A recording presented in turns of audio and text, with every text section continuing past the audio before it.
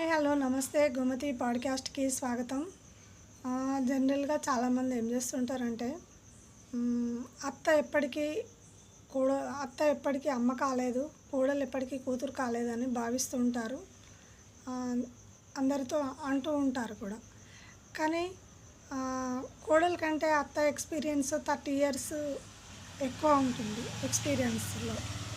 అయినప్పుడు ఈమెకు కూతురు అనే ఫీలింగ్ ఈమెకు లేనప్పుడు ఆమెకు మాత్రము ఎందుకు అనిపిస్తుంది, ఎలా అనిపిస్తుంది? ఒకసారి ఆలోచించండి. మన ఏదైనా మన బిహేవియర్ని బట్టి ఉంటుంది.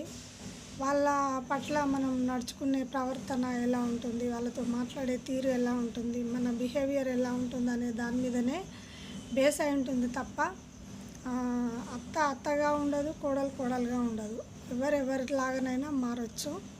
కొందరు ఫ్రెండ్స్ లాగా ఉండొచ్చు, కొందరు తల్లి కూతురు లాగా ఉండొచ్చు, కొందరు ప్రేమగా ఉండొచ్చు, ఎలానైనా ఉండొచ్చు. అది మన బిహేవియర్ని బట్టి ఉంటుంది తప్ప వాళ్ళు వీళ్ళు కాలేరు, వీళ్ళు వాళ్ళు కాలేరు అనడం